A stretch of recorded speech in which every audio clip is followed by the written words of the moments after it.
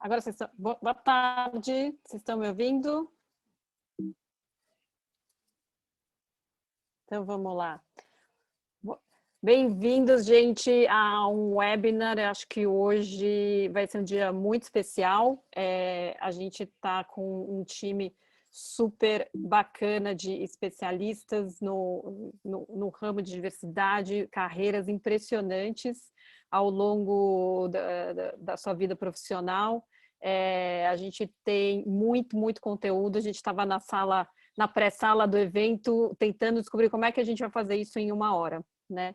Então, nosso grande desafio hoje, além de discutir temas importantes, é manter esse evento no limite de 1 hora, mas se vocês quiserem ficar e as palestrantes puderem, a gente fica no final para responder todas as perguntas que vocês tiverem, ou a gente responde as perguntas por e-mail depois para vocês. Então, obrigada por todo mundo que está conectado nesse evento. Vamos lá, vamos falar sobre quando você fortalece uma mulher, vamos fortalece o mundo.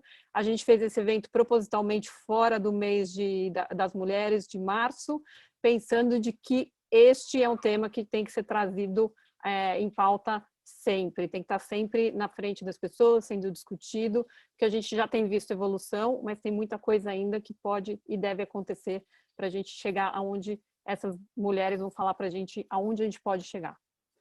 Vamos lá, só uma pequena introdução, muitos de vocês já devem conhecer todas elas, mas a Alice Azevedo, ela hoje é mentora do CEO Lab, economista, especialização em planejamento financeiro e gestão estratégica de pessoas, em SEAD em Michigan, formação de tutores na Digo, governança corporativa BI e formação de conselhos no IBGC. Então, muita especialidade, muito conteúdo aí. Ocupou posições de diretoria e vice-presidente nas áreas de recursos humanos, comunicação, assuntos institucionais e sustentabilidade em empresas de bens de consumo, varejo e indústria de base, como Alcan, Novelis, Alcon, Dow Química e Grupo Boticário. Bem-vinda, Lia. Maria José Tonelli, também acho que dispensa apresentações, mas ela é psicóloga com mestrado e doutorado em Psicologia Social pela PUC de São Paulo, professora titular na FGV, onde coordena o Núcleo de Estudos de Organização de Pessoas e desenvolve pesquisas sobre questões de gênero nas ações. A Maria José vai dar toda a pauta, todos os números, todos os estudos que ela comanda, para dar um pouco mais de conteúdo, para a gente poder discutir, ter uma discussão bem embasada. Bem-vinda, Maria José, obrigada por aceitar o convite também. Márcia Costa, especialista em gestão de cultura organizacional e pessoas, ela hoje faz parte da equipe da Leve, a gente tem honra de contar com ela como nossa advisor, nosso guia, como fazer a tecnologia funcionar para a área de recursos humanos, levando em conta a candidato. Ela tem uma visão, ela traz para a gente uma visão estratégica e inovadora, lidera assuntos de negócio que fazem com empresas, pessoas e sociedade prosperarem em seus resultados e propósitos. Atualmente, alinha o conhecimento e experiências na área de recursos humanos com as oportunidades da transformação digital, buscando impulsionar a consolidação do RH digital. Rosângela Fernandes Liff, Head de Seleção, Diversidade e Inclusão no Açaí, atacadista. Profissional com 30 anos de experiência em grandes corporações e mais de 20 anos com carreira em RH. Responsável por toda a área de Talent Management do Açaí atacadista, incluindo os processos de atratividade, seleção, educação corporativa, gestão de talentos, programa de trainee, carreira e sucessão, mobilidade internacional, modelo de competência, gestão de desempenho, programa de cultura e estratégia de política com direitos humanos, diversidade e inclusão da marca. Rosângela, bem-vinda. Até perdi o fôlego de tanta coisa que você faz, né? Então, bem-vindas a todas. Vamos começar um pouquinho sobre a agenda, para todo mundo estar alinhado, o que a gente vai discutir hoje. Hoje a gente vai falar, no primeiro momento, sobre a contextualização da mulher no mercado de trabalho, sobre o cenário da pandemia. Então, vamos discutir o que todo mundo está vendo, vamos trazer números com a Maria José para entender qual foi o impacto, olhando com um olhar muito especial de mulher. No segundo momento, diversidade de negócios, ESG, o que é, quais são as principais tendências para 2021, como é que a gente faz essa diversidade realmente fazer parte da agenda das empresas e lideranças, como o RH integra a diversidade na cultura das empresas e como ele é responsável por fazer essa mudança. Aqui eu só queria colocar em contexto, né, um pouquinho por que a Leve traz esse tema, por que a gente vai discutir esse tema, né? Então, a Leve ela é uma empresa de tecnologia que usa inteligência artificial desde a ponta do momento do recrutamento do candidato, muito focado em recrutamento de profissionais de ensino médio completo e de altos volumes, né? Então, ela já nasceu como uma empresa de impacto social, a gente tem sempre isso em mente, e por isso que a gente traz essa discussão agora. Onde a gente impacta? A gente, só um overview geral da empresa, a gente combina toda a experiência do candidato com a operação. A gente automatiza, digitaliza todos os processos e garante que o RH desenha no começo, de qual é o perfil, qual que é o fit do melhor candidato, seja executado dentro da operação.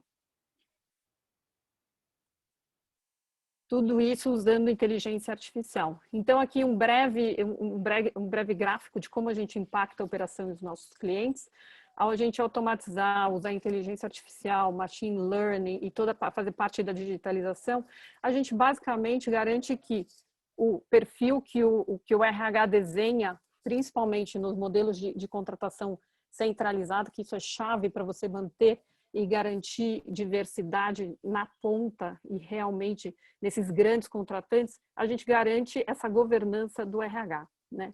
Além de tudo, a gente traz uma economia e uma otimização dos processos nesses clientes, né? Então, nos clientes que adotam a nossa tecnologia, a gente vê uma economia de 25 horas por mês por gerente que faz essa contratação. Então, a gente está falando de gerente de loja, gerente de supermercado, eles normalmente são quem faz essa contratação. Então, como é que a gente faz o perfil que a gente quer que o RH contrate seja garantido lá na ponta, né? Então, a nossa plataforma traz essa homogeneidade, essa transparência e essa governança. Do lado de diversidade, a gente, uma vez que implanta a plataforma, a gente enxerga um aumento do número de mulheres, porque a gente faz toda a parte de recrutamento e seleção baseada em testes e competências, né? Então, a gente garante uma idoneidade também aí na contratação. E a gente enxerga que isso está trazendo cada vez mais mulheres. A gente, de todos os candidatos contratados, 66% são mulheres. Do lado do candidato, a gente enxerga um benefício, um impacto social, ou seja, 87% deles, eles declaram que tem uma melhoria na qualidade de vida, né? Porque são empresas que realmente se preocupam com diversidade, por isso elas usam uma plataforma que é justa, trazendo muito mais qualidade de vida para eles. Então, é todo um pacote, né? Então, essa consciência da diversidade é muito importante. E isso gera uma melhora na autoestima e na qualidade de vida dos candidatos. Então, 59% deles declaram que melhora a autoestima. Então, aqui a gente olha para a contratação, para o recurso humano, para o capital humano da empresa, como um contexto completo, né? Então, por isso que a gente diz que a gente usa a inteligência artificial para transformar o capital humano. Então, o que a gente puder fazer para melhorar essa diversidade, a gente vai desenvolver a plataforma e a tecnologia para isso. Mas vamos falar agora sobre o evento em si. Vamos falar sobre como a gente foca na mulher, como a gente empodera a mulher. E a gente vai começar com o tema do impacto do Covid nas mulheres. E para isso eu queria deixar a Maria José trazer um pouquinho do que ela viu, do que ela estudou, ela compartilhar os dados que ela viu do ponto de vista acadêmico e de todos os estudos que ela fez. Maria José. Bom, podemos começar? Vamos lá. Pode falar. Tá bom, vamos lá. Então, boa tarde a todas, todos e todes. Eu quero agradecer muitíssimo o convite, um prazer estar aqui com a Ivana, assim, um prazer estar aqui com a Lia, com a Márcia Costa, com a Rosângela, agradecer todo o apoio da Mariana, que nos bastidores assim nos ajudou nessa organização toda. É um prazer para mim estar aqui. E eu acho que eu organizei um pouco a minha fala, Ivana, assim, em 3 pontos, né? Um pouco falar muito rapidamente sobre o que era a situação de mercado de trabalho das mulheres antes da pandemia, né? Como é que se dava essa inserção das mulheres. O segundo aspecto que eu queria mencionar é por que é importante que as mulheres estejam inseridas, né, assim, economicamente, né? Assim, qual é o significado disso, qual é o alcance disso, E o terceiro ponto é exatamente aquilo que você mencionou, né? Mas para a gente ter um efeito de comparação, o que está acontecendo agora? Né? Assim, assim, desde o ano passado, né, que nós estamos vivendo na pandemia, qual foi o impacto disso na vida das mulheres, na questão da inserção das mulheres no mercado de trabalho? Então, começando assim, muito primeiro tópico, né? Assim, qual que era a situação das mulheres? Primeiro, as mulheres assim têm lutado já há mais de um século, dá para dizer, até mais do que isso, para que elas possam ter uma situação de equidade, de igualdade dentro das empresas, né? Isso começa a acontecer lá no século XIX, na virada do XX. Aí a gente tem a luta das mulheres pelo voto, e a partir dos anos 50, 60, até porque é uma mudança, né, no mundo, a gente começa a ficar assim mais globalizado nesse formato que a gente conhece hoje, a gente começa a ter uma entrada das mulheres no mercado de trabalho de uma maneira mais, como eu posso dizer, homogênea, né? Elas passam a entrar. O que acontece nesse momento? Nesse momento acontece uma questão que hoje vai nos remeter, assim, dentro da pandemia, uma questão que é extremamente relevante. Em 1965 foi criada a pílula anticonceptiva. E isso garantiu para as mulheres uma anticoncepção mais segura, de modo que elas pudessem estar mais dentro do mercado de trabalho. A questão de ter filhos sempre foi, e por incrível que pareça, ainda é hoje, uma questão central quando a gente está falando da inserção das mulheres dentro do mercado de trabalho, né? Então, assim, se a gente...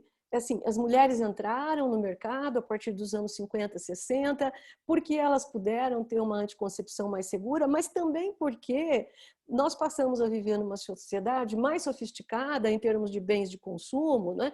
Eu gosto sempre de citar a máquina de lavar roupa, que eu acho que é uma invenção incrível, mas todos esses bens de consumo precisaram começaram a deixar a vida mais cara. E o salário masculino, né? Se a gente pensa nos moldes da família tradicional, o homem como chefe de família, esse salário não, passa a não ser mais suficiente para dar conta da demanda que a gente tem de produtos, né? Quando a gente começa a entrar nessa sociedade mais, vamos dizer assim, mais de consumo, mais sofisticada, com mais bens disponíveis, que torna a vida das mulheres mais fácil, mas ao mesmo tempo a vida vai ficando mais cara para a gente comprar todos esses produtos, né?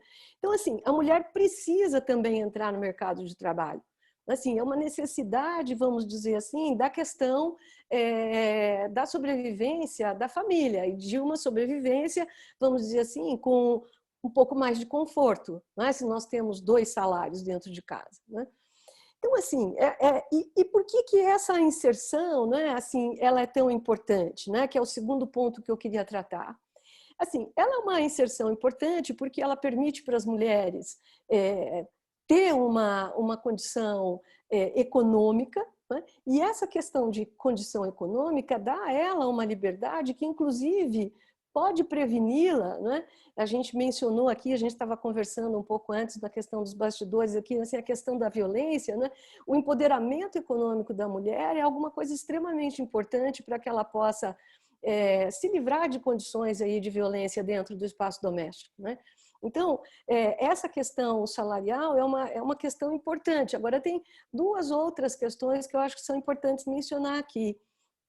Primeiro, assim, as mulheres quando ganham, e isso tem pesquisas que mostram, né? Você falou de números, assim, eu não vou citar tantos os números, mas a mulher, quando tem um salário, ela investe na educação dos filhos, ela investe na família, de modo que ela passa a ter, né, assim, a situação da família e da comunidade mais próxima fica mais confortável também. Então, tem um impacto na comunidade, né? Você mencionou isso, né? Assim, quando você fala aí dos números, né? Assim, da inserção, de que as pessoas estão mais confortáveis porque, de fato, a inserção da mulher leva a um investimento na educação dos filhos, na família, né?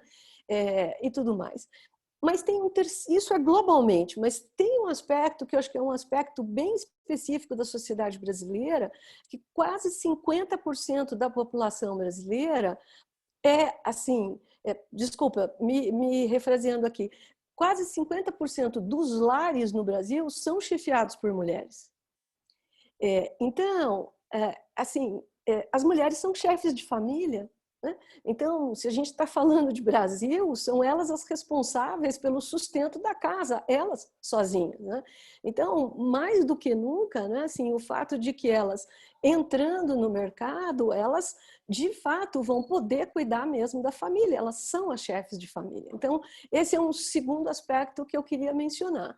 E um terceiro aspecto é o que acontece então quando a gente entra na pandemia, né? Que acho que esse é o ponto assim principal aqui na nossa discussão. Bom, tem pesquisas, né, que mostram que quando você tem uma economia que está em crescimento, a inserção das mulheres é mais fácil dentro do mercado de trabalho. E tem pesquisas que mostram que quando você tem uma economia que está entrando em recessão, que está em declínio, assim, isso não favorece a entrada das mulheres no mercado de trabalho. Bom, já com algum número sobre o que aconteceu no ano passado, o Fórum Econômico Mundial já mostrou que houve um aumento muito grande, né, do desemprego entre as mulheres.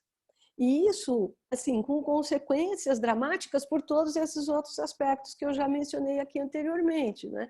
Então, a pandemia levou as empresas, né, assim, a algum tipo de sofrimento também, a gente pode dizer, todo mundo foi impactado, né? E já no ano passado, a gente já observava o fato de que aumentou o desemprego. Aumentou o desemprego, isso evidentemente leva a uma outra consequência, que é o fato de que as mulheres acabam, dentro do espaço doméstico, sendo mais vítimas de violência, né? E a outra consequência é que todo mundo foi posto dentro de casa, para aquelas pessoas que podem, vamos dizer, né? Porque também a gente tem que fazer aqui uma ressalva, a sociedade brasileira é muito desigual, ela é muito injusta, né? E a gente sabe que tem inúmeras pessoas que não podem ficar dentro de casa trabalhando, né? Mas, vamos dizer, para aquelas pessoas que voltam para o espaço doméstico. Agora, de qualquer forma, as escolas fecharam, né? Assim, então, muitas mulheres tiveram que passar a cuidar dos seus filhos, né? Dentro de casa. E por conta disso, porque ainda elas são responsáveis, e isso volta para o ponto que eu tinha levantado ali há pouco, assim, de que, de fato, a responsabilidade dos filhos é uma responsabilidade, acaba sendo da mulher. Eu não estou dizendo que isso é justo, estou dizendo que esse é um fato, é assim que acontece, né? Assim, as mulheres são responsáveis. Maria Né? José, Oi. a gente vai comprovar isso agora, porque a gente vai fazer aquela enquete e vai perguntar para a audiência como é que foi o impacto das mulheres que ou que eles conviveram, ou as mulheres que estão assistindo, qual foi o maior impacto da pandemia durante pelo fato delas serem mulheres, ou os homens que conviveram com mulheres. Mari, solta aí a pesquisa. Então, vamos lá, pergunta, na sua percepção, qual o principal impacto da pandemia para as mulheres? Perda de emprego, dupla jornada intensificada, home office com filhos, aumento da violência doméstica, isolamento social, ou não teve grande impacto? Vamos dar um minutinho aí para as pessoas responderem. Vamos ver a perspectiva do grupo que a gente tem aqui.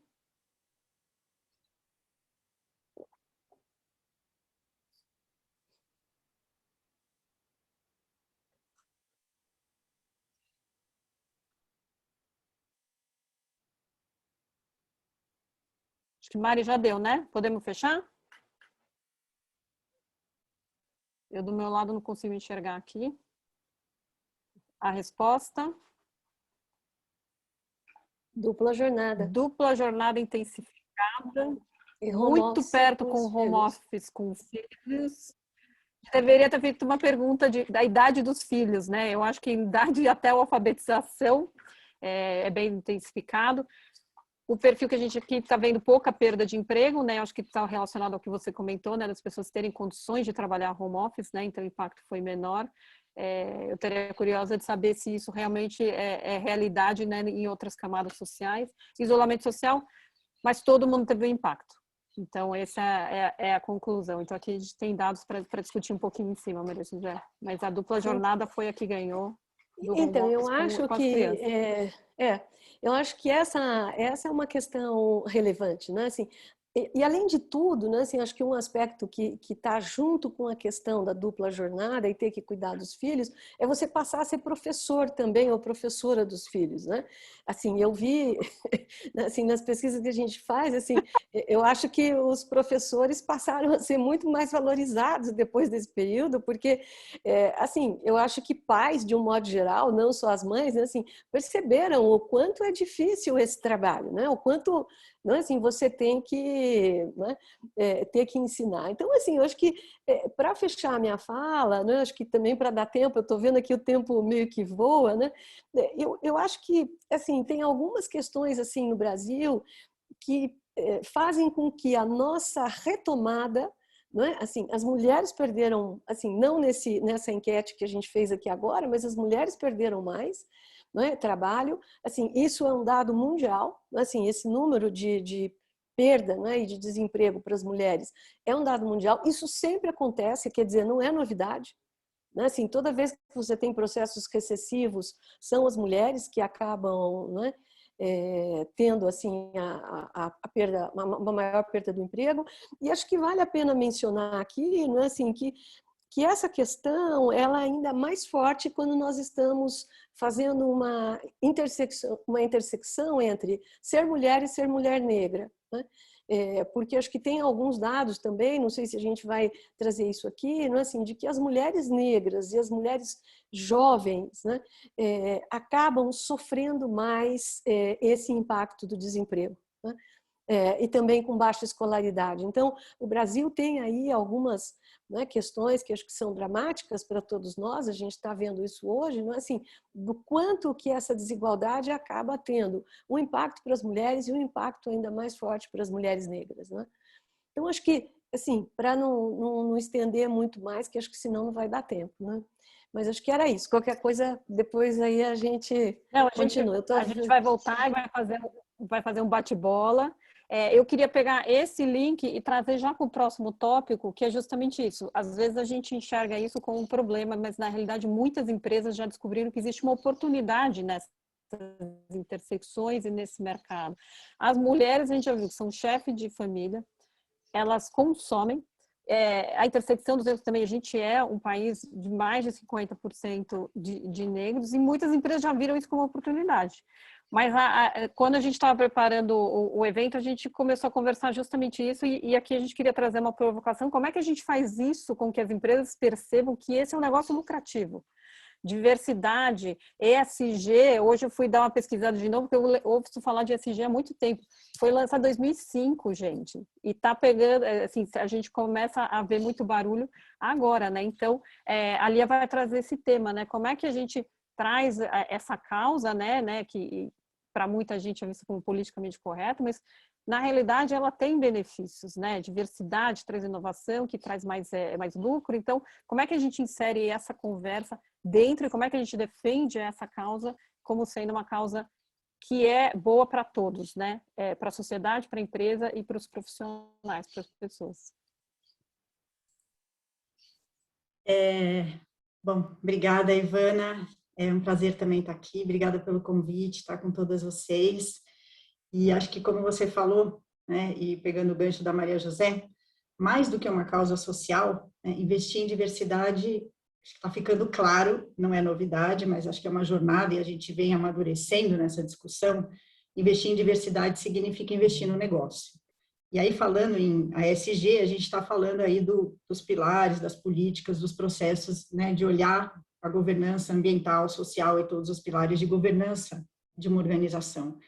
Tem um relatório que saiu recente aí do BTG, e ele fala desses vários estudos, desde 2005, mostrando que as práticas, né, ESG de alto nível melhoram o desempenho financeiro.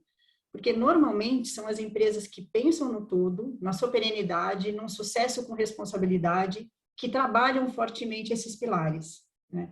Tem um outro estudo da McKinsey, aliás, vários da McKinsey de 2020, esse especificamente entrevistou aí mais de 400 executivos e investidores também, e mostrou que tem uma grande mudança em como esses programas de ESG vêm contribuindo para o desempenho financeiro, em vários pilares, né?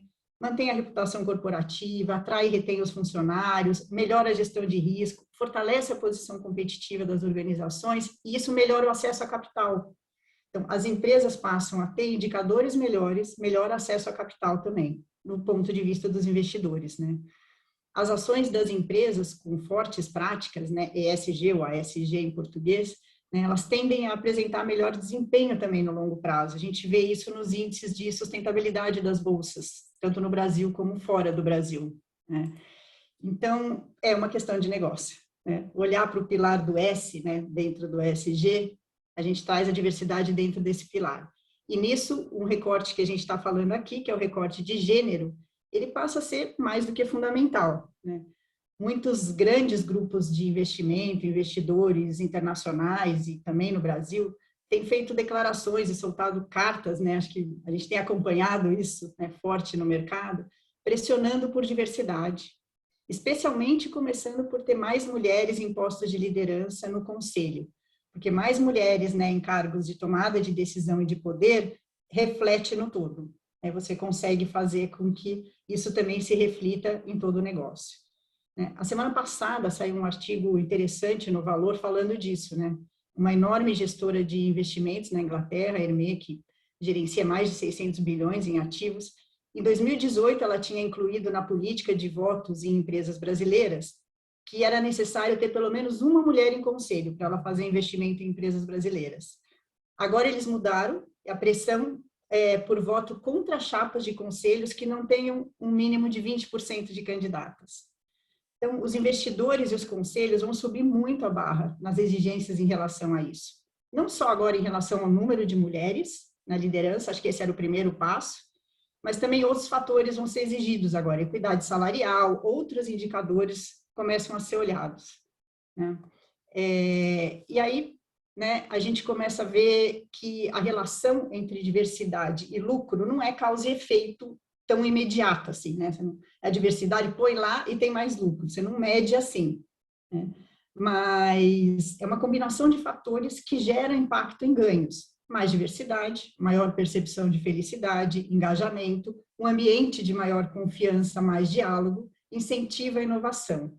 Então, passa a ser crucial olhar a diversidade como um ativo, né? Não é uma tendência, não é uma questão de obrigação moral e justiça social, né? É sobre inovação e sobre economia. Você falou das mulheres, a Maria José também. As mulheres são a maioria da população e a maioria na influência da decisão de compra. Não só os 50% que chefiam os lares, mas também o poder da decisão de compra está muito na mão das mulheres, influenciado muito pelas mulheres também, né? Então, contar com pessoas diversas no quadro de funcionários ou de colaboradores significa ter internamente uma representatividade desse mundo externo.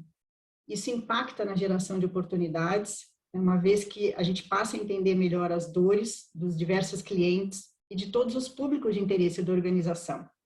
Para a gente desenvolver produtos e serviços e atender um mercado de consumidores que é diverso, é muito importante que quem cria os produtos e também que quem serve esse mercado tenha diversidade e representatividade. O perfil de consumo vem mudando muito, né? Com a diversidade, a gente gera soluções que um grupo muito homogêneo no pensamento e nas histórias de vida não é capaz de gerar. A gente cai sempre nas mesmas soluções se a gente não consegue trazer pontos de vista, histórias de vida diferentes. E aí, para encerrar aqui, falando do varejo, né? Para atender esse público diverso que entra no varejo, né? Que é uma massa que entra, né, todos os dias, tem que saber se comunicar melhor, tem que ter empatia com o cliente, saber resolver problemas rápidos, ter autonomia para resolver os problemas rápidos. E para isso, né, você ter um time diverso que já sentiu na pele os diferentes problemas que o consumidor sente, pode trocar entre eles esse aprendizado, isso alavanca um negócio, né? Então, captar dados é crucial, mas ter pessoas que saibam interpretar esses dados, fundamental, né? Ou seja, o que você faz com esses dados, o que eles significam, porque senão é capaz de você programar errado. Então, os times de programação têm que ser diversos, os times de atendimento têm que ser diversos, para que o consumidor possa ser melhor atendido. Essa é a vantagem competitiva de hoje, né? Então, tudo isso, né, e esse clima, ou seja, trabalhar a cultura, trabalhar a liderança para que seja forte, né, nesse mindset e tudo, traz melhores indicadores de negócio. Indicadores concretos, né? Não só os resultados que as pesquisas têm mostrado, né? Tem muito indicador aí, eu também não posso depois falar sobre eles, né? As pesquisas da McKinsey específicas que mostram isso, muitos relatórios, mas esse engajamento, esse senso de pertencimento, gostar de estar num lugar onde você tem segurança psicológica para falar, você não tem medo de se expor, porque outras pessoas também estão se expondo, né? E você pode apresentar os seus pontos de vista sem medo. Isso gera um senso de pertencimento, de ser dono do negócio, de querer resolver. E aí, isso baixa o turnover, baixa o absenteísmo, melhora os índices de saúde mental, melhora o nível de colaboração, de inovação. Então, é aí que o resultado do lucro vem, né? Então, é uma consequência disso tudo. O chat aqui está concordando com você em tudo. Diversidade é essencial para a pluralidade de ideias dentro da companhia. A diversidade nos torna mais ricos por termos um brainstorming mais rico e com resultados mais assertivos.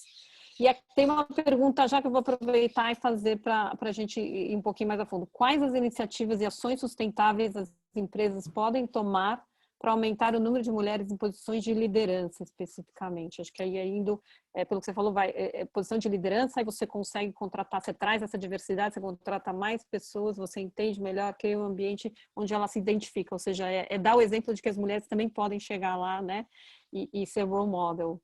Mas quais são as ações que as empresas podem tomar? Vamos citar uma ou duas, Liana. Acho que muitas ações, né? A primeira, assim, talvez para citar duas rapidamente, não sei também, acho que a Rosângela deve ter vários exemplos aí super bacanas, mas assim, como política de organização, né, isso tem que estar permeando, né, o mindset da liderança. Então, vou falar aqui algumas políticas de seleção que olhem para isso e que obriguem, por exemplo, e aí tem que ser ação assertiva mesmo, que obriguem você a ter candidatos diversos finalistas. Né? Então, aquela história de currículos às cegas, de obrigar mesmo a ter candidatos finalistas no processo seletivo. Né? Então, para isso, que o time de seleção seja diverso também, bem importante, né? Ou seja, dentro da organização. E uma outra coisa que acho que ajuda muito, os gestores que estão lá na ponta, que tem que olhar o lucro, que são pressionados o dia inteiro por métrica, né? Pelo BI que roda ali na tela, né? Apitando o dia inteiro, mas também ter alguns treinamentos que os ajudem nesse caminhar. Por quê? Porque a gente tem uma cultura, né? Que a gente é machista, todo mundo é preconceituoso, então o que a gente precisa é aumentar o nível de consciência. E para isso, o treinamento de vieses inconsciente, criar as rodas de conversa, ter estes momentos de desenvolvimento fortemente para despertar a consciência é muito importante também. Perfeito. Vou deixar aqui, eu acho que deve ter outros exemplos também. Vou pegar o gancho, já vou pegar o próximo tópico com a Márcia, né, que a gente vai falar de tecnologia também. A gente viveu muito isso do recrutamento às cegas com a nossa plataforma de implementação, quando a Márcia estava na CIA, foi uma das primeiras clientes nossas, que é justamente isso. Mas eu acho que vai mais além até, né, Márcia, desde posicionamento de marca, de se posicionar como trazer pessoas diversas. Como é que o RH integra tecnologia e diversidade nas empresas, né? Do nosso lado aí, aqui a gente sempre chama os programadores para terem isso na mente quando eles estão desenvolvendo o nosso produto, de ter sempre isso no nosso DNA. Mas, Márcia, como é que foi a sua experiência? Como é que RH, tecnologia, diversidade, como é que a gente faz essa tríade aí funcionar? Oi, tudo bem, Ivana? Muito obrigada por esse momento. Obrigada aí às colegas. Acho que a gente já está aqui com um tempo curto, mas eu vou buscar aí falar algumas coisas para a gente poder depois abrir para perguntas, porque acho que as perguntas estão bombando e isso vai ser muito legal, né? Então, assim, acho que a gente tem aqui um desafio imenso, né? Quando a gente está nessas cadeiras, sejam de RH, de pessoas ou de gente, como a gente queira chamar, né? E o desafio se coloca também aí trazendo algumas informações de mercado, porque é incrível que a gente tem uma entrada de mulheres em cargos gerenciais por volta de 38% a 40%, e no nível de C-level, diretoria, CEO, isso chega a 20%. Então, é quase metade, né, desse público, a gente perde nesse funil. E daí eu acho que a presença da área de pessoas, da área de recursos humanos, é fundamental para abrir justamente essa possibilidade da diversidade ser incluída, né, através de vários processos e de vários fatores. Mas eu acho que, em primeiro lugar, a área tem que ter uma crença muito forte, uma estratégia muito bem desenhada de onde a gente quer chegar. Como a Lia trouxe, hoje, quando a gente olha para essa questão da diversidade, indo no ponto aí das mulheres, na questão de gênero, a gente tem dados de que a performance da empresa, onde ela tem representatividade no board e equidade, ela pode chegar a 14% a mais do que as outras empresas. Então, isso é muito relevante e eu acho que traz para a área de recursos humanos um papel fundamental, um papel de ter aí a chancela de influenciar, de colocar esses KPIs na mesa, porque eu acho que é importante trazer esses números para poder dialogar, né, internamente e provar que, de fato, essa equidade vai fazer a diferença e vai trazer resultados importantes para a companhia. Além disso, como é que a área vai trabalhar esses temas? Então, acho que a tecnologia vem a nosso favor.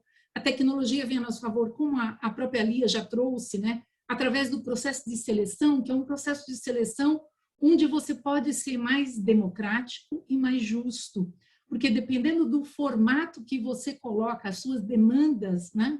E foi o que aconteceu na minha experiência com a Leve, na CIA, a gente tinha uma questão nas lojas que a gente queria ter um perfil que fosse um perfil que correspondesse exatamente a esse ponto que a Lia trouxe, ao nosso cliente, à nossa cliente. Então, a gente tinha que ter essa representatividade no nosso atendimento. E o que acontece em nossas lojas, nas lojas em geral? Esse processo de seleção ele fica muito na mão do gerente, a Rosângela vai poder falar um pouco disso, né? E como todos somos humanos, a gente tem os nossos vieses. E esses vieses, muitas vezes, não nos possibilitavam oferecer ao nosso cliente, à nossa cliente, uma diversidade no nosso atendimento. Sem contar na construção das próprias coleções. Então, você quer posicionar uma marca nesse mercado de moda, você tem que ter um time que seja diverso, um time que possa corresponder a essa demanda do cliente, como muito bem trouxe a Lia. Agora, indo para o capítulo das mulheres, né?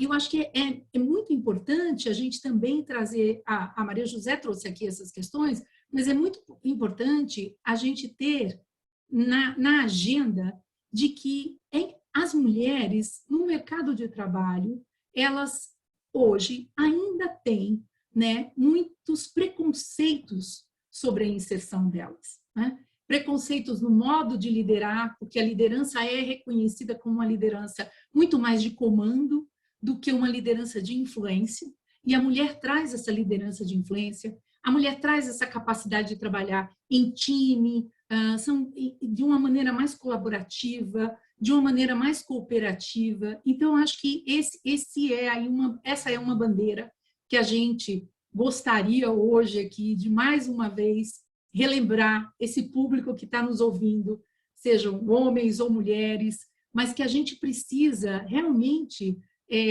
capacitar essas pessoas e comunicar, né? E ser catequizadoras ou catequizadores, aí eu chamo também os homens, né, para perto da gente nessa discussão, de que ampliar essa possibilidade e criar processos, políticas, né, treinamentos, para que seja possível inserir essa população, porque também, talvez essa seja uma das respostas para a história lá do funil, né? Você entra com gerentes 38%, e depois, lá no final, você só tem 20%. O que aconteceu aqui nesse meio que impossibilitou essas mulheres de continuarem? O que será que houve? Acho que essa é uma pergunta para a gente discutir depois.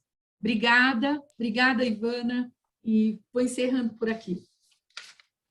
Márcia, vamos fechar o seu bloco para unir com depois a visão da Rosângela com uma pergunta que a gente tem para a gente medir o conhecimento da audiência ou entender a opinião. Mari, põe a próxima pergunta para a gente ver o resultado, por favor.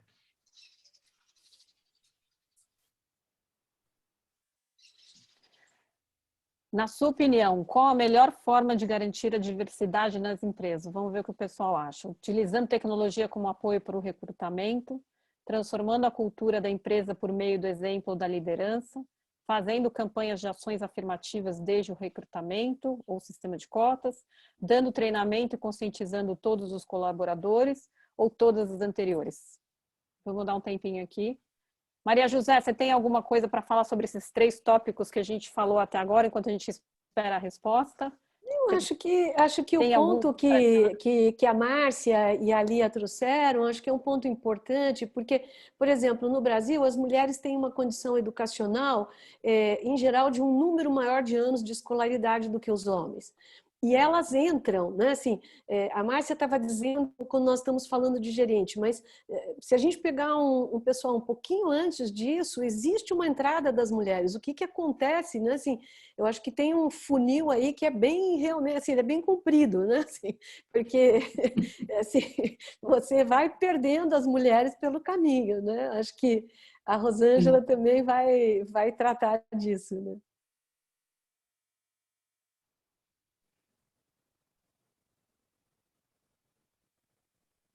Olha lá, temos aí as Vamos lá. respostas. A resposta. Transformação.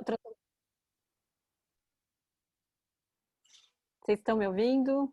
Transformando a cultura da empresa por meio do exemplo da liderança. Ganhou de longe. Então, os líderes aí... Mas Márcia, você pode ler para mim, então? Vamos lá? Todas as anteriores aqui... estou vendo.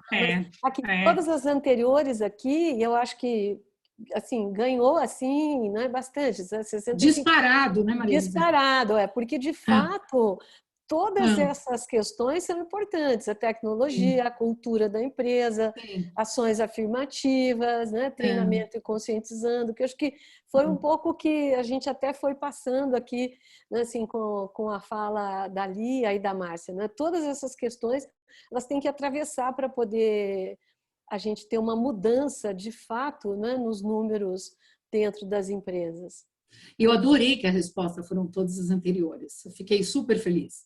Porque, de fato, como a Maria José falou, é impossível, né? Eu gosto dessa expressão, não dá para apertar um único botão. Você tem que apertar todos os botões, né? E é importante, acho que, ter esse guarda-chuva de uma cultura, de uma estratégia, porque isso te alinha e, principalmente, nos momentos difíceis, porque você passará por eles, e a Rosângela vai falar disso, ele te ajusta, porque você, de fato, entende a serviço do que você está. Então, é muito importante ter essa cultura bem desenhada, essa estratégia clara, para, nos momentos difíceis, ela te dá o tom novamente do lugar que você tem que ir.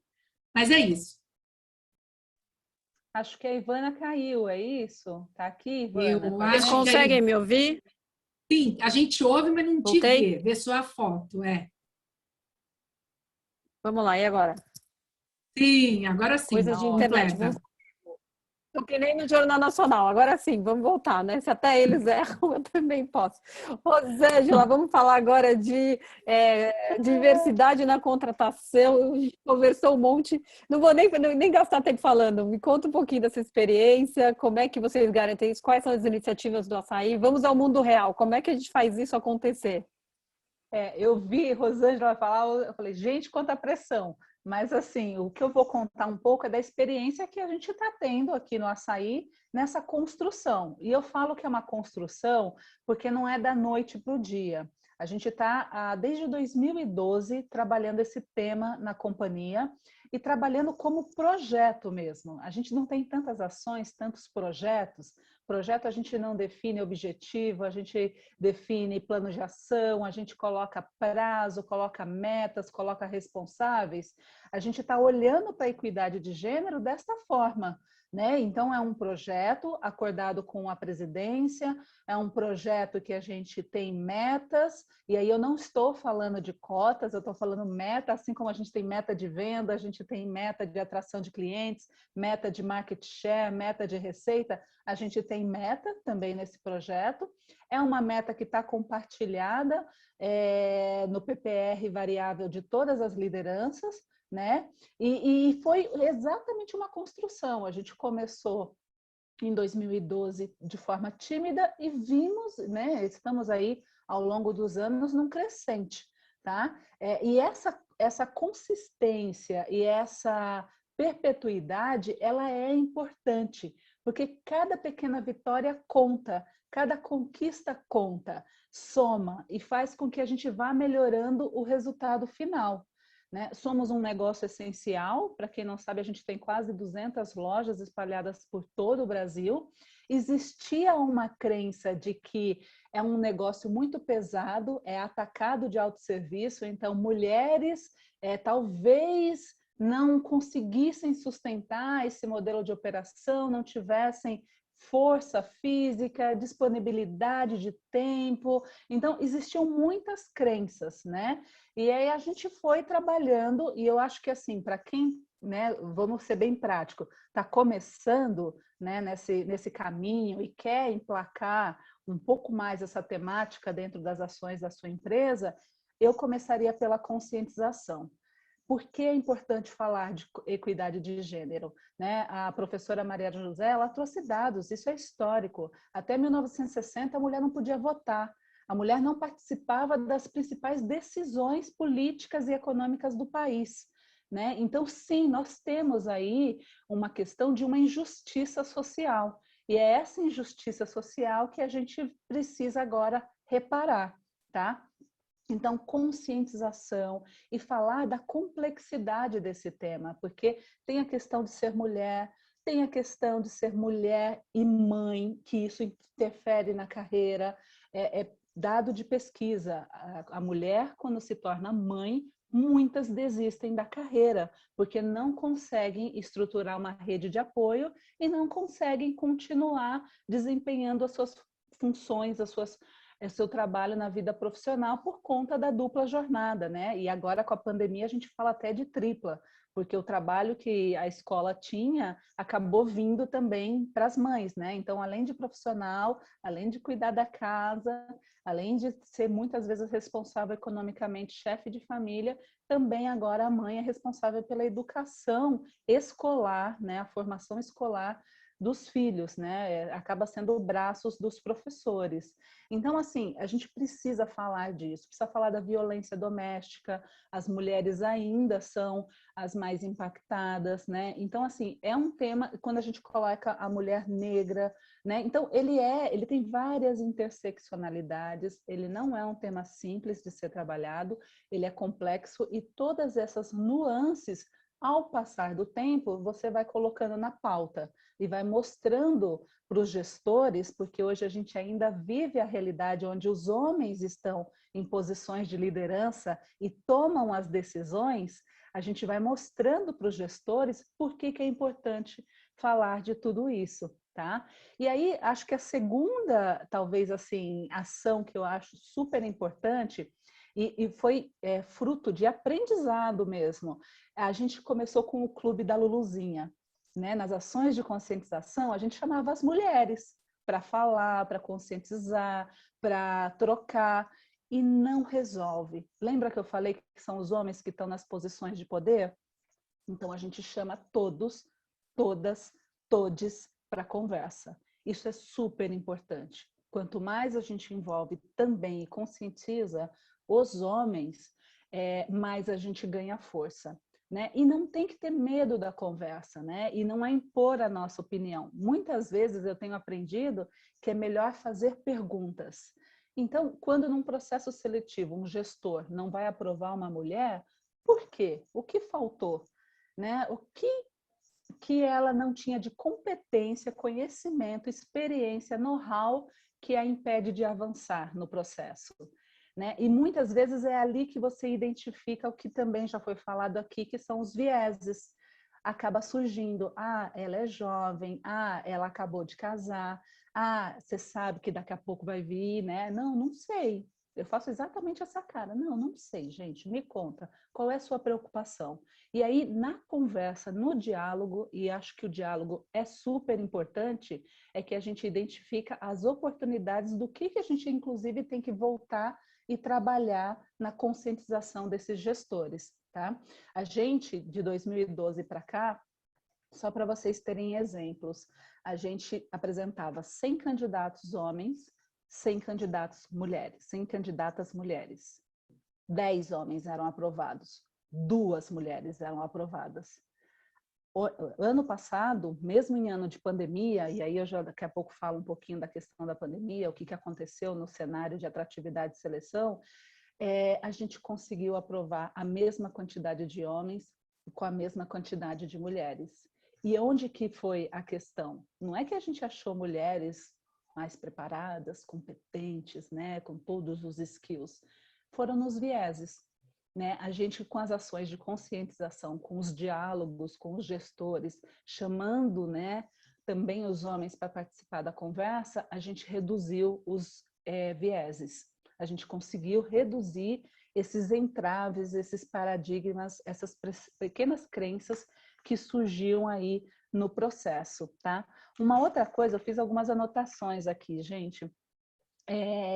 Essa coisa de vocês trabalharem como projeto é muito importante. A porta de entrada das ações tem que ser a atratividade e seleção. A atratividade e seleção é que vai buscar a diversidade. E é na atratividade e seleção que também a gente tem que questionar os gestores. Por que você quer homem ou mulher? Se não tiver uma resposta plausível, não precisa ter trava de sexo, de orientação sexual. Por que você quer idade? Não tem que ter trava também de idade. A gente, nas conversas de alinhamento de perfil, afunilando, a gente chega na questão da competência, da experiência que está sendo buscada.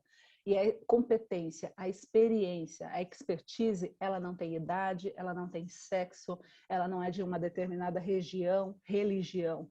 Né? Então, a porta de entrada, o guardião, invistam na capacitação do time de atratividade e seleção. E é um time que tem que ser diverso. O time de atratividade e seleção do Açaí Atacadista, a gente faz formação, reciclagem em vieses inconscientes com outra consultoria, pelo menos 3 vezes por ano.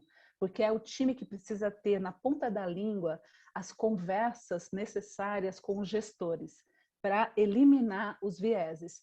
A tecnologia vai ajudar muito, porque a tecnologia já vai trazer todas as perfis para a gente, mas o que a gente percebeu é que depois disso vem a questão dos gestores, e aí os gestores precisam ser provocados, a gente precisa questionar eles.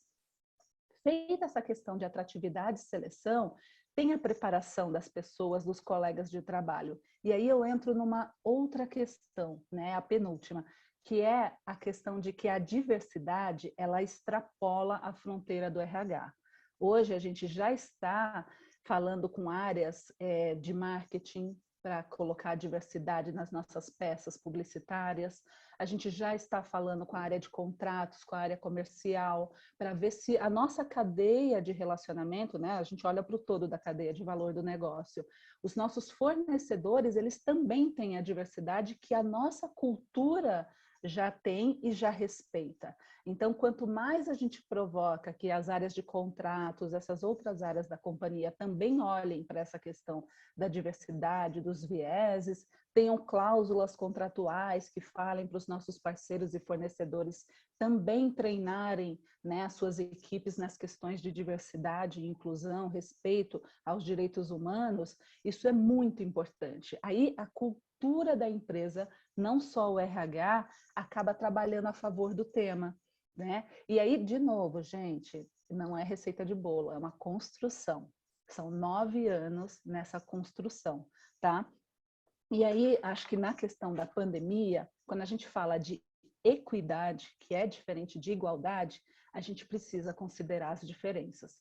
Nós percebemos as mulheres desistindo mais dos processos seletivos o ano passado, por conta de tudo que já foi falado aqui.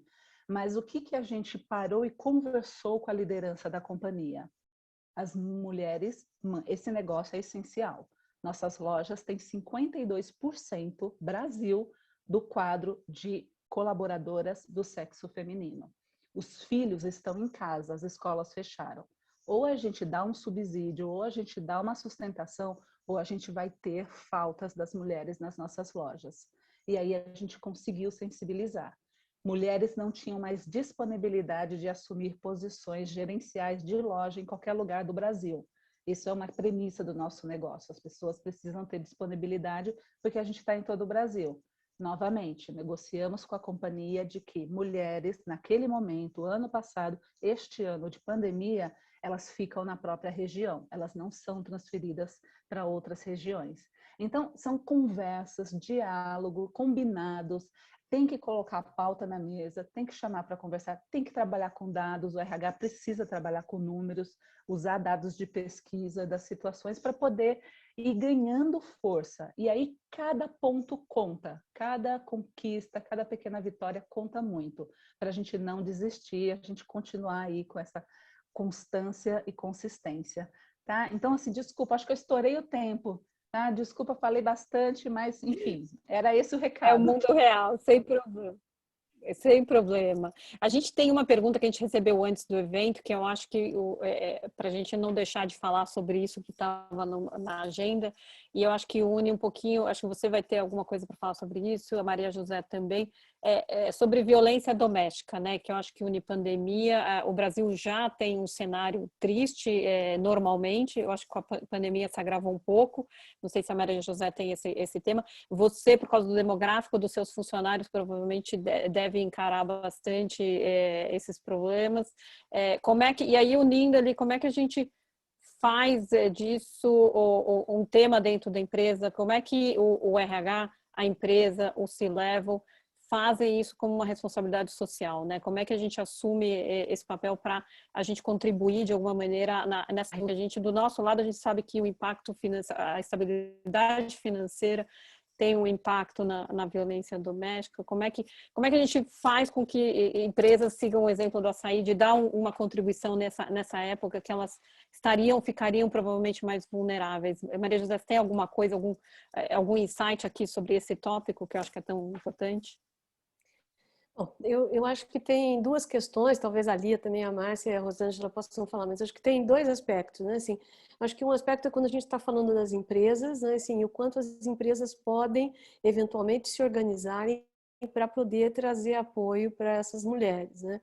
A gente sabe de algumas iniciativas em algumas empresas, a gente sabe de uma coalizão que existe, né, entre empresas contra a violência doméstica, porque isso, de uma certa forma, também afeta a questão vamos dizer assim, da produtividade das mulheres dentro das empresas. Então, supostamente seria um problema privado, mas isso tem um impacto, né? E as empresas acabam tendo, acho que, algumas respostas interessantes para o acolhimento dessas mulheres que precisam de apoio em questões de violência. Agora, do ponto de vista, assim, quando a gente está falando mais do mundo privado, eu aí acho que as mulheres também têm que buscar rede de apoio, né? Assim, tem que buscar apoio, e eu acho que a gente tem que também estar disponível para esse apoio, porque, de um modo geral, assim, é uma coisa que é vivida muito solitariamente, né?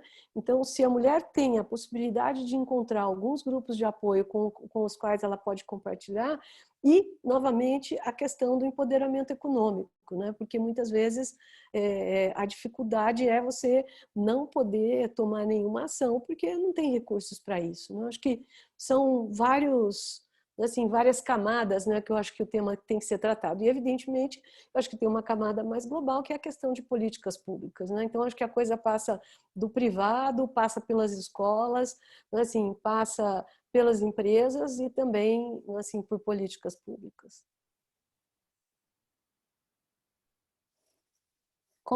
Tem uma outra pergunta que acho que dá para unir, que é como é que a gente sensibiliza também o C-Level? E quando o C-Level ele não é tão consciente? Como é que, quando você fala de projeto, Rosângela, como é que foi feito esse projeto? Aqui tem uma pergunta falando como é que a gente une marketing, diversidade e recrutamento para ter um projeto. Eu não sei se, Lia, você, na sua experiência passada e em consultorias com muitas outras empresas, existe algum exemplo que vocês querem trazer aqui que funcionou, alguma dica, assim, realmente que as pessoas possam seguir de como fazer esse universo, essa roda começar a girar nas empresas? Acho que é fundamental. Acho que assim, as fronteiras entre RH e marketing, para mim, acho que as áreas que sofreram mais disrupção foram RH e marketing. Com a pandemia isso se acelerou, e essas fronteiras basicamente não existem. Só é verdade para fora o que é verdade para dentro. Então, valor de marca, valor para o consumidor, tem que ser proposta de valor para dentro para você atrair as pessoas.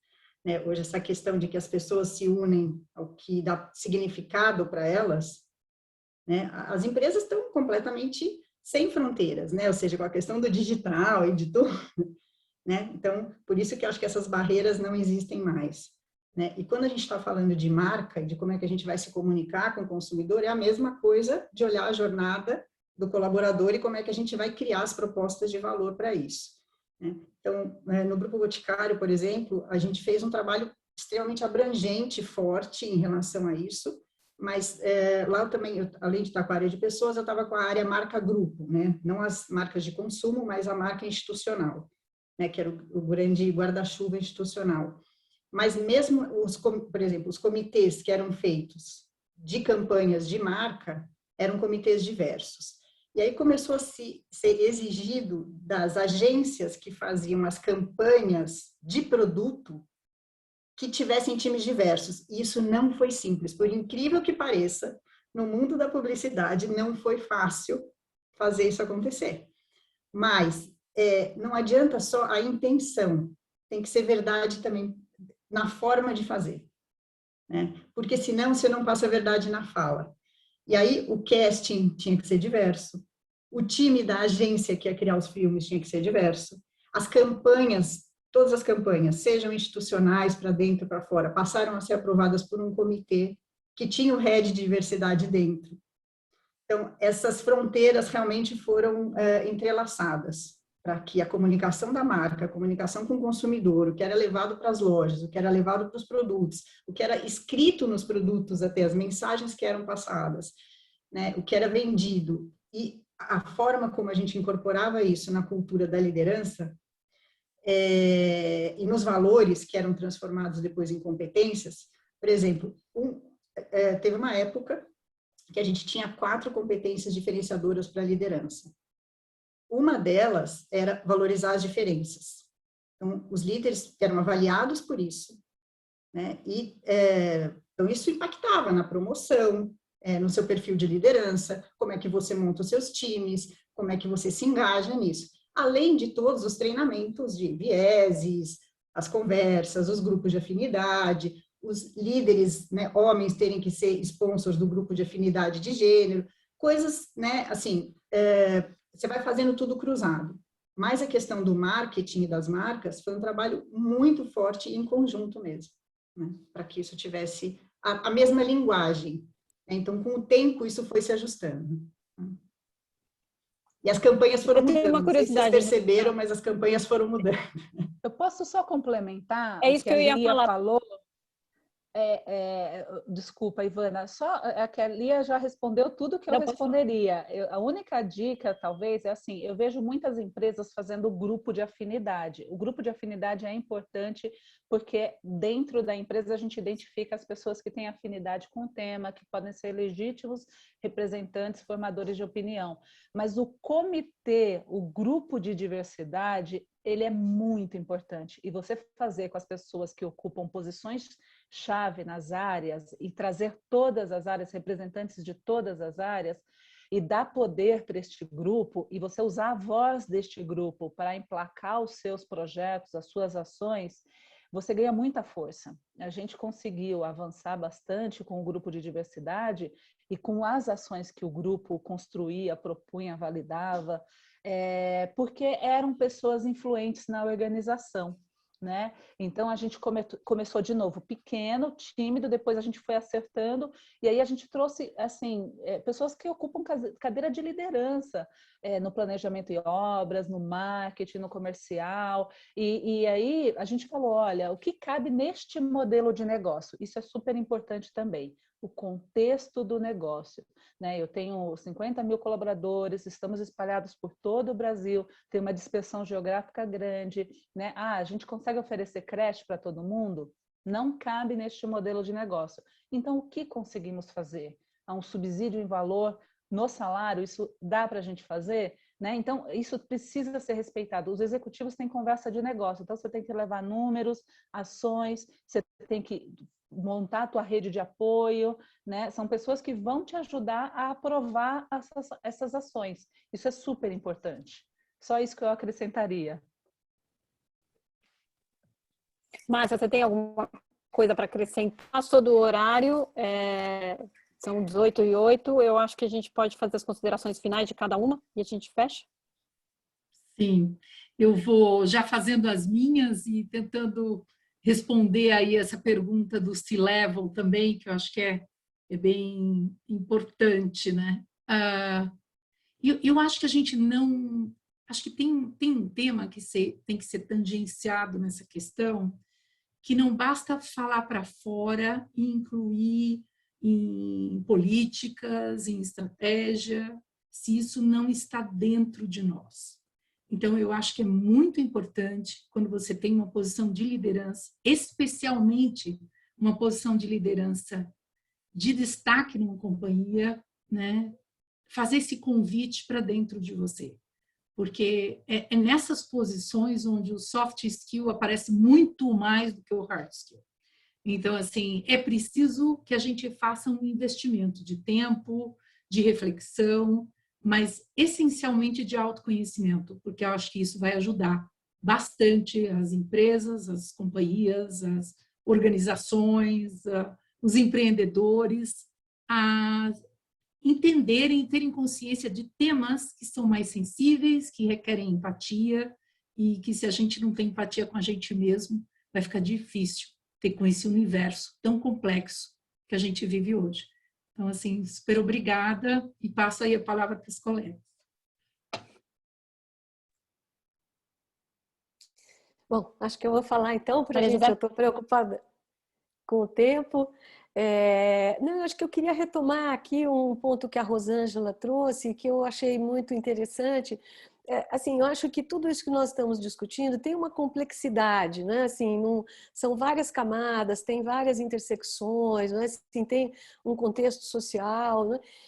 E eu entendo que movimentos como esse, né? Inclusive esse evento mesmo, eu acho que a gente tem que continuar falando, a gente tem que ter ações assim em todos os momentos, em todos os aspectos que a gente possa ter, né? Assim, na academia, da onde eu venho, né? Assim, no mundo acadêmico, dentro das empresas, né? Assim, eu acho que nas comunidades que a gente participa, né? Assim, por um advocacy mesmo na questão de políticas públicas, né? Eu acho que isso é também um aspecto importante. Então, eu acho que, por isso que eu acho que, apesar, né, de tudo, a gente precisa continuar falando desse tema, né?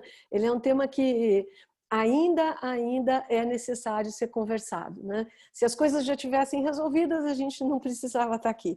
Mas o fato é que a gente precisa continuar falando, conversando, e é um trabalho, como a Rosângela mencionou também, assim, de longo prazo, né? Assim, a Lia falou de cultura, né? Assim, a Márcia falou de tecnologia, todas essas coisas são, né, fazem parte, estão no pacote, né? E aí a gente precisa muito trabalho, né? Um trabalho de todo dia.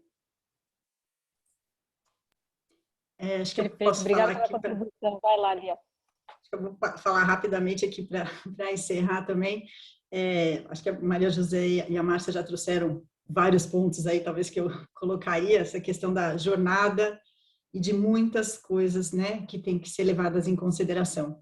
Então, vou fechar aqui com uma frase do Cortella, que eu gosto muito sobre isso, que ele fala que nós temos que enxergar uma sociedade global e interconectada, não só pelo digital e pelo econômico, mas pela antropologia, ou seja, pela convivência humana.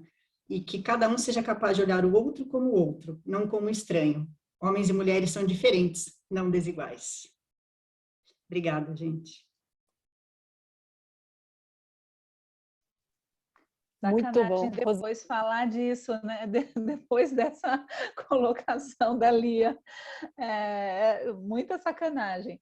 Mas, assim, se eu pudesse dar uma última dica, é desmistificar, né? Eu já escutei muita coisa, a gente tem uma função nas nossas lojas, operador de empilhadeira. Quando a gente apresentou candidatas mulheres para operar empilhadeira, não, mulher, por que não, gente? A mulher pode fazer o que quiser, todos podemos. Acho que, em última instância, a gente está falando de pessoas, humanos, e todos merecemos respeito, né? E todos temos muito potencial, muitos talentos, muitas oportunidades de acrescentar, de contribuir, temos relevância, né? Então, acho que, assim, tem a questão dos grupos historicamente aí, né? Minorizados, mulheres têm essa situação, mas no fundo todos queremos contribuir, todos queremos uma oportunidade, então que a gente possa todos e todas oferecer essas oportunidades onde quer que a gente leve e acreditar. Eu gostei do que a Márcia falou, eu acho que antes de ser também essa questão fria de meta, tal, somos humanos, né? Então a gente tem que acreditar. Quem cuida de diversidade, quem cuida desse tema, antes de tudo, tem que acreditar nele, tem que aprender, estudar, né? A professora Márcia está aqui, tem que ir atrás, né? Porque assim, ele é complexo, mas ele não é impossível. E de pouquinho em pouquinho a gente chega lá, tá? A gente quer chegar um pouquinho mais rápido, porque as previsões falam de 150 anos. Pelo amor de Deus, né? Precisava ser um pouco mais rápido, mas a gente chega lá. Beijo, obrigada. Chega. E eu acho que esse grupo de mulheres demonstra muito da capacidade, né? A gente começou para falar de mulheres, a gente acabou falando de diversidade como um todo, né? A mulher não consegue ficar pensando só nela, né? Essa generosidade é fundamental, é intrínseca dela. Então, a contribuição de vocês, gente, muito obrigada. Eu aprendi muito, foi um prazer moderar, aprender com vocês todas. Foi um prazer também construir esse evento.